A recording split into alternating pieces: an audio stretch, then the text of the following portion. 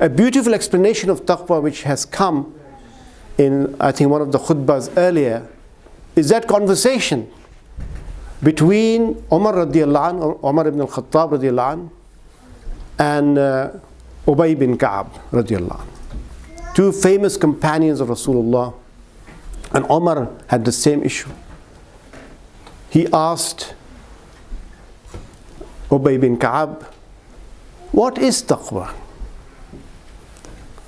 And Ubay bin Ka'ab asked a rhetorical question. And he said, have you ever walked, Ya Umar, through a thorny path? He said, yes. What would you do if you were to walk through a thorny path? And he said, I would gather my cloak so I don't get entangled in the thorns on this path and reach my destination. And he said, Ubay bin Ka'ab radiallahu anh, that is taqwa.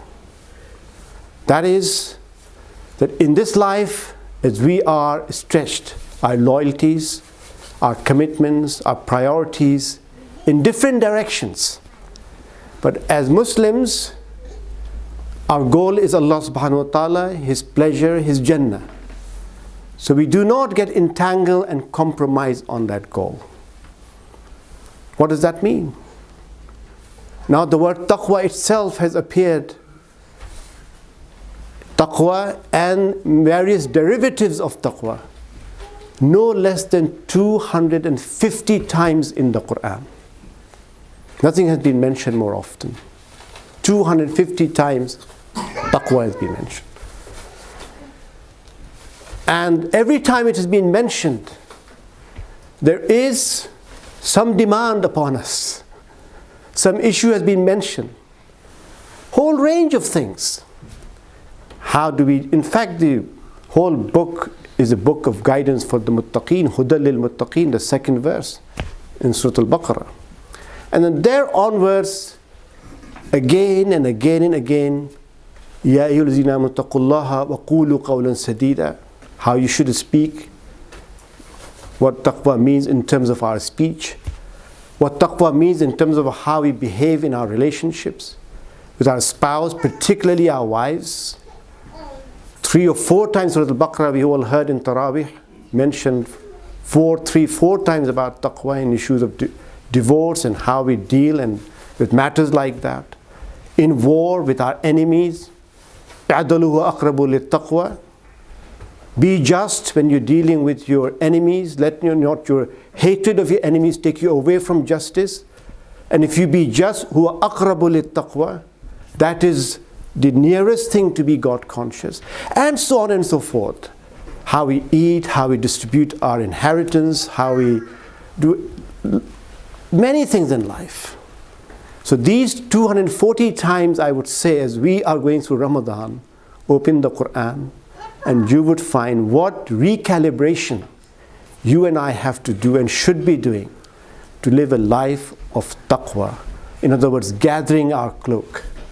And then we'll know where the thorns are, where we need to avoid, what we need to do on this path. 250 times. That's why it's called Huda lil muttaqeen, guidance for the God conscious. So this is the Quran, and why the final thing I would like to say, how Ramadan and fasting links with growing taqwa. What happens in fasting? It's all about awareness, isn't it?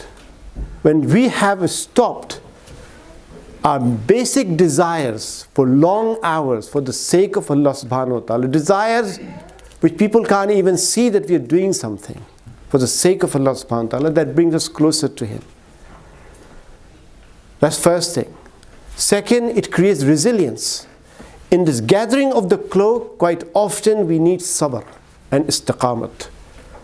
So we are learning to control our desires. That's why fasting makes us muttaqi. And thirdly, of course, this fasting is in month of Ramadan, which is the month of the Quran. So we get closer to Quran to develop understanding and awareness of both Allah, His majesty, His awe, His blessings, become grateful, become aware of the need for this taqwa, and become aware of the prize that awaits us, inshallah.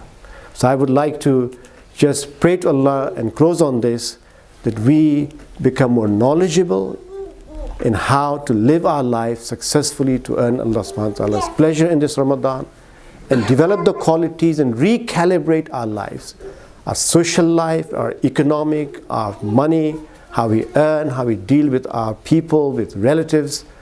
All matters. Make a list and try to commit to some improvement and change that we commit to bring about, and ask Allah to help us to do that. Then we will have, inshallah, taqwa. أقول قولي هذا واستغفر لي ولكم ولسائر المسلمين فاستغفروا إنه الغفور الرحيم.